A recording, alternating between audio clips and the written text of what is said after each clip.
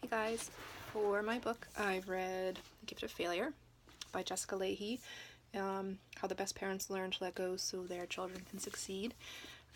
Back in January I was at a conference in Boston where she was one of the speakers, and I found her really engaging and funny, and she told a lot of really great stories from her own experience as a parent. She's also a teacher, a lawyer, and she writes for the New York Times.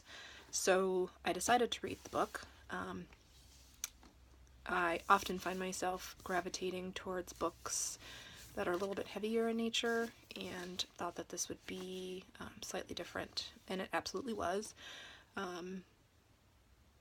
She talks a lot about the importance of failure, and that parents need to let their kids fail, and that not allowing kids to fail undermines autonomy and competence and motivation, and affects relationships with adults, and as they grow up they struggle really to know what real life is all about.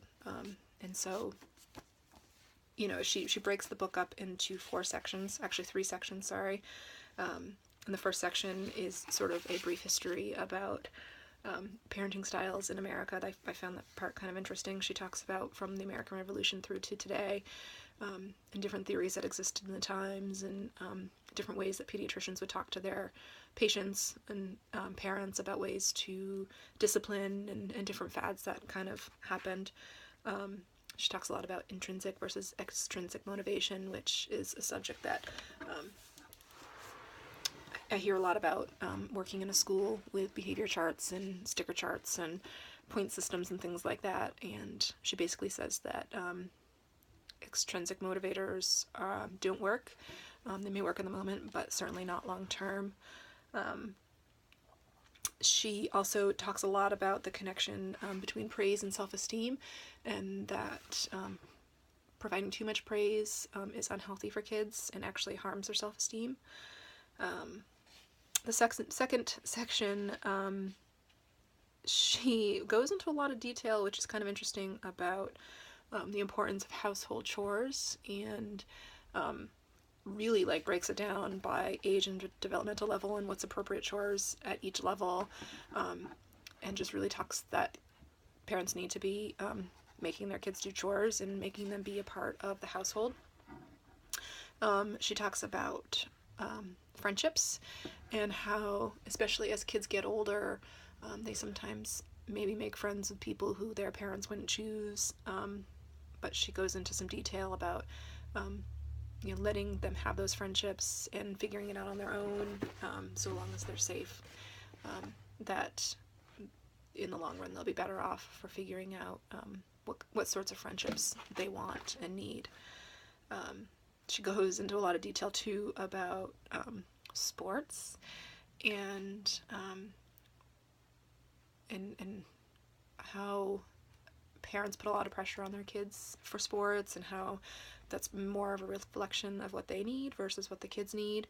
And there was a quote, I don't remember exactly what it was, but that the most important people who, if you ask somebody who's a child who's playing sports who they want at the game most, that a certain percentage of them answered that it was the grandparents that they wanted there, because they just go and cheer them on, and that there's no conversation on the way home about how you played or about what you could have done better or anything like that. It's just sort of unconditional love and happiness for having watched the game, but no pressure about it. She talks a lot about middle school, and how that is a major time for failure. I think she teaches mostly middle school, so she had a lot to say on the subject. And then high school, and that age as really being a time to provide some independence.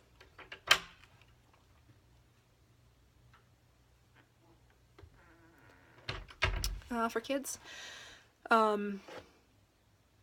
The last section, she talks about, which again, working in a school I find kind of interesting, stepping back as a parent and not fighting kids' battles for them, whether they agree with a grade that a student received, or a discipline matter, or things like that, that unless it's really blatantly going against everything they believe in terms of what their child needs, that they should go with what the school is saying and just support it at all cost. That meddling in that is extremely harmful. And again, as a teacher, I'm sure she has experienced both sides of that, and being a teacher who is put in a situation where parents don't always agree with her, and also as a parent, wanting to stick up for her kids.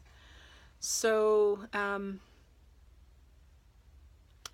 along with that, she talks about the value of not always receiving A's or high grades, and that there's a lot of importance in getting lower grades and failing, and seeing that there's some success in that too. So, like I said, it's not typically the type of book I would read, and I certainly found myself at times annoyed and wondering if I would ever work with the type of parents that I could have conversations with them about organization and worrying about the best binders to use, or worrying about a clean locker, because she goes into some detail about those two things too. But having said that, there are certainly families and parents who could benefit from her writing, and it really does talk about good ways to build resiliency in kids that maybe maybe haven't been thought of, and there really are some practical tips too in the book. So I would recommend it to families. It also says that it's recommended for therapists and psychologists, and I don't know that I would necessarily go that far. I don't think there was anything too earth-shaking in terms of information, but it certainly was an interesting read and an easy read, and pretty funny at times. So that's my book, Gift of Failure. Thanks.